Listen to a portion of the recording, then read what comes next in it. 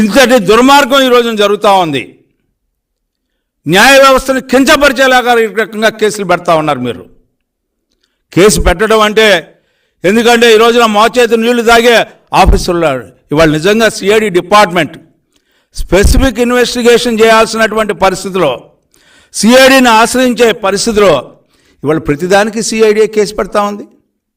ప్రతిదానికి ఒక కంప్లైంట్ తీసుకోవటం, దానికి అప్రూవల్ పంపించడం, వారం రోజుల్లో కేసు పెట్టడం, అరెస్ట్ చేయడానికి ప్రయత్నించటం, ఇదా మీరు చేస్తున్నటువంటి నిర్వాహకం.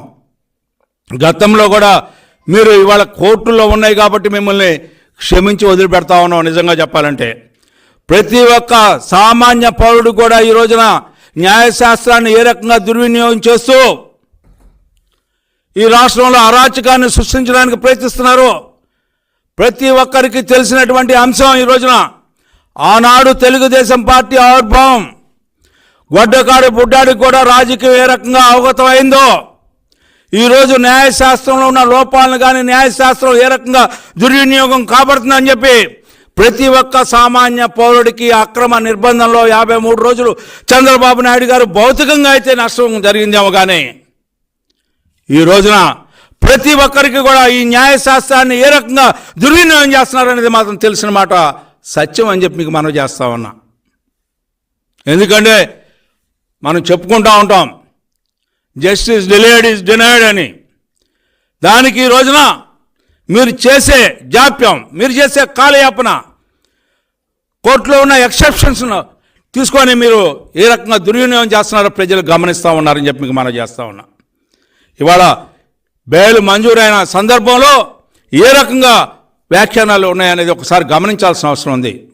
ప్రజలు తెలుసుకోవాల్సిన అవసరం ఉంది. ప్రభుత్వం యొక్క అధికార దుర్వినియోగం, అధికారాన్ని అడ్డం పెట్టుకొని ప్రజల్ని, ప్రతిపక్ష నేతల్ని, మరి ముఖ్యంగా జాతీయ పార్టీ తెలుగుదేశం పార్టీ జాతీయ అధ్యక్షుడైనటువంటి చంద్రబాబు నాయుడు గారి మీద కేసులు పెట్టాలనుకుంటే ఇవాళ చంద్రుడి మీద బురదేసినట్టే అని చెప్పి మేము చెప్పడమే కాదు, న్యాయశాస్త్రాలు, న్యాయస్థానాలు ఇవాళ ఏ రకమైన రుజువులు మీరు చూపించలేకపోయారు. It's a failure of the prosecution అని చెప్పి చెప్పుకునే పరిస్థితిలో ఉన్నారంటే ఇంతకంటే దుర్మార్గం ఉంటుందని చెప్పి ఈ సందర్భంగా మనవి చేసుకుంటూ, ఏది మీరు ఏ రకంగా మీరు నిరూపించాలనుకున్నా కూడా మీ నాయన వల్ల గాల, నీ వల్ల అంతకంటే అవ్వదు.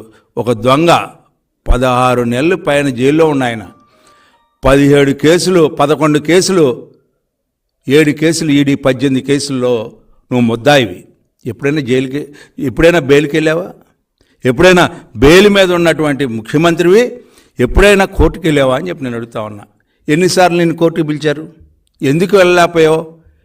పైగా మీరేం చెప్తారు, మీకు సమయం దొరకలేదా? నువ్వు తాడేపల్లి ప్యాలెస్ నుంచి ఎన్నిసార్లు బయటికి వెళ్ళావు? నీకు సమయం లేదా కోర్టుకు వెళ్ళే సమయం? నువ్వు నిజంగా నువ్వు మనిషి పుట్టక పుడితే నువ్వుగా రుజువు చేసుకోవాలి. నేను అవినీతి పరుని కాదు, నేను దోషిని కాదు. ఎందుకంటే ఒక బెయిల్ మీద ఇన్ని సంవత్సరాలు ముఖ్యమంత్రిగా ఉన్నటువంటి వ్యక్తివి ఈ భారతదేశ రాజకీయాలు కాదు, ప్రపంచ రాజకీయాల్లో ఉన్న వ్యక్తుల్లో, ఎవరైనా అధికారంలో ఉన్న వ్యక్తుల్లో నువ్వే ప్రథముడివి, నువ్వే ఆఖరివాడివి అని చెప్పి సందర్భంగా మనం చేస్తూ ఉన్నా. అలాంటి నేపథ్యంలో ఎవరు who has to prove your